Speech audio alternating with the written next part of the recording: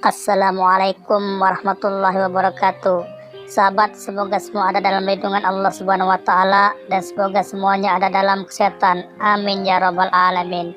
Nah sahabat, dalam kesempatan ini kami akan menampilkan sebuah video yang mana video ini berisi tentang seorang ibu-ibu yang katanya dulunya dia muslim, kemudian dia murtad.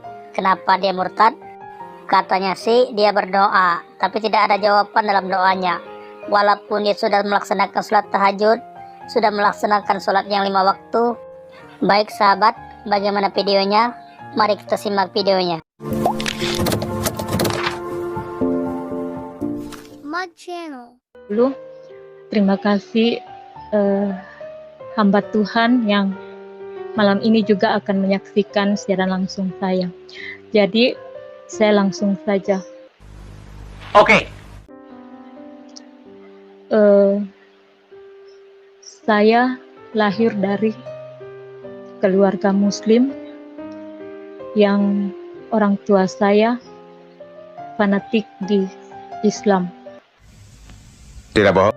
Seorang imam di desa, dan saya dididik sangat keras dengan Katakan. agama Islam. Tapi saya sia-sia, tidak dapat jawaban apa-apa dan tidak mengerti dengan ajaran itu. Karena begini, saya belajar mengaji, dididik dengan keras. Tidak ada waktu untuk bermain. Hanya di situ saja seorang nenek. Dan pada saat itu saya masih anak-anak. Nah sahabat, barusan sudah kita dengarkan pernyataan si ibu ini. Katanya si ibu ini dia lahir dari keluarga muslim, kemudian dia juga mempunyai orang tua yang fanatik terhadap Islam. Kemudian dia mempunyai seorang ayah yang katanya seorang imam, dan dia diajar oleh neneknya. Jadi dia mempunyai ayah yang katanya seorang imam, tetapi dia diajar oleh neneknya. Dan katanya si ibu ini tidak paham terhadap Islam, tidak mengerti terhadap ajaran Islam. Tetapi kalau kita misalkan bertanya apa yang tidak mengerti dalam Islam, justru Islam itu adalah agama yang rasional. Islam itu adalah agama yang sesuai dengan fitrah manusia, yang sejalan dengan akal manusia. Bahkan agama Islam adalah agama yang lengkap tuntunannya. Dari semenjak bangun tidur sampai tidur lagi ada tuntunannya. Ada contohnya dari Rasulullah. Nah sahabat, Islam itu hadir untuk mendatangkan solusi. Islam itu hadir untuk mendatangkan suatu kemanfaatan bagi kehidupan manusia. Jadi apa yang tidak mengerti dalam Islam?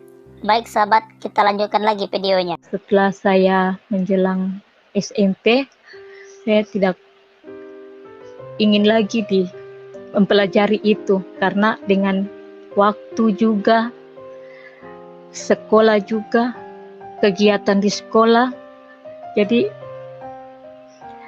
ya lari dari nenek karena ajaran nenek terlalu keras. Pinter aja lo nyari alasan. Dan selama masa anak-anak itu kami tidak pernah bergaul dengan yang namanya orang Kristen. Puji Tuhan, saya setelah mengalami sakit, orang tua, saudara, bahkan anak-anak tidak pernah tahu, karena memang saya tidak ingin untuk memberitahu tentang apa yang saya alami, sakit penyakit, penderitaan apa yang saya alami. Tetap saya sholat tahajud, sholat 5 waktu. Tapi apa jawaban yang saya dapat? Tidak ada.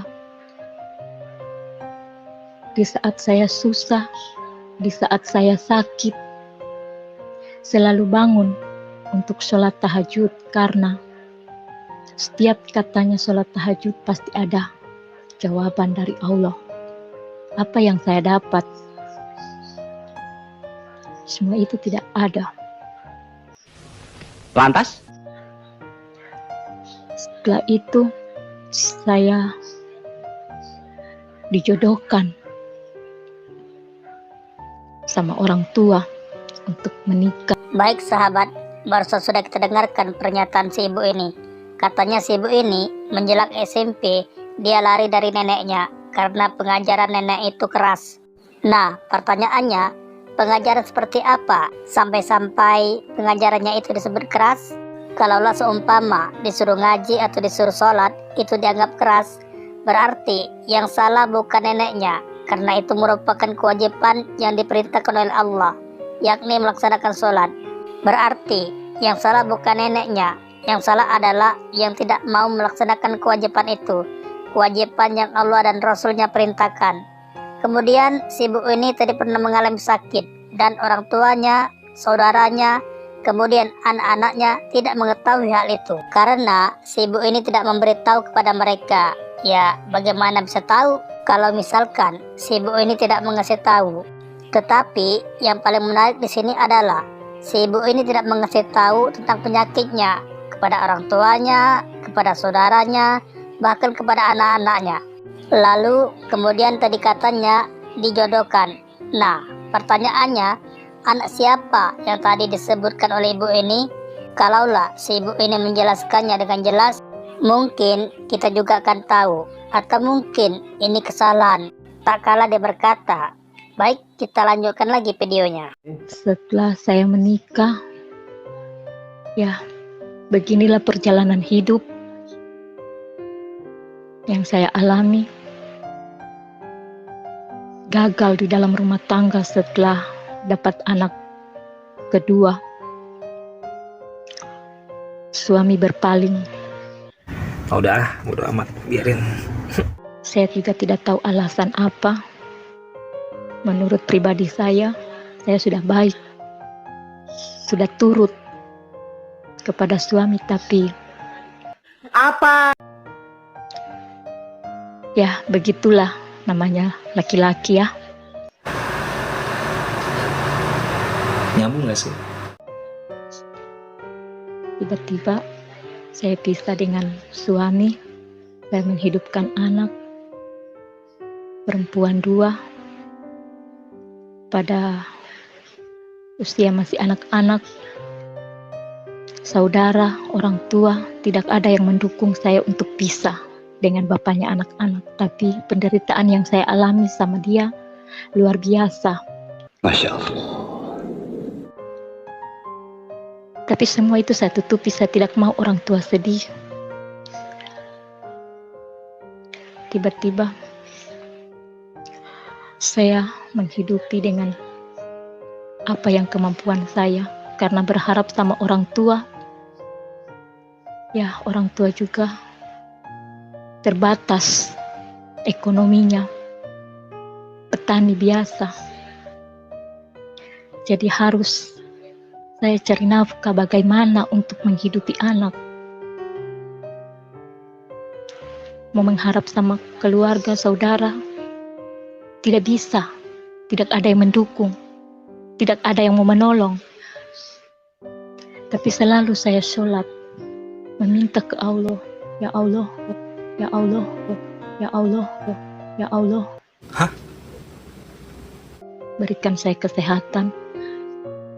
Jangan Engkau berikan saya sakit, karena saya menghidupi anak. Tapi ya, begitulah. Tidak ada jawaban. Dengan saya punya sakit yang saya alami, saya selalu pergi merantau kerja, cari nafkah anak-anak, sampai pada anak-anak masuk SMP. Nah sahabat, barusan sudah kita dengarkan pemaparan si ibu ini. Katanya dia berdoa kepada Allah, tetapi sakitnya tidak kunjung sembuh. Nah, tadi dia juga mengatakan dengan sakit itu dia masih bisa merantau, dia masih bisa bekerja dan lain sebagainya. Bukankah itu merupakan rahmat dan kasih sayang Allah kepadanya? Karena tidak sedikit di antara kita ada orang yang sakit kemudian tidak bisa melaksanakan aktivitas, bahkan tidak bisa bekerja. Nah, si ibu ini di samping dia sakit, tetapi dia bisa bekerja. Itu merupakan anugerah yang Allah berikan kepadanya. Walaupun sakit, tapi dia bisa bekerja. Bukankah itu merupakan kasih sayang dari Allah Subhanahu wa Ta'ala? Baik sahabat, mungkin itu saja dulu video dari kami. Semoga Allah Subhanahu wa Ta'ala selalu menjaga tauhid kita, keimanan kita, sehingga kita meninggal dalam keadaan iman dan Islam. Amin ya rabbal alamin. Wabillahi taufiq wal hidayah. Wassalamualaikum warahmatullahi wabarakatuh.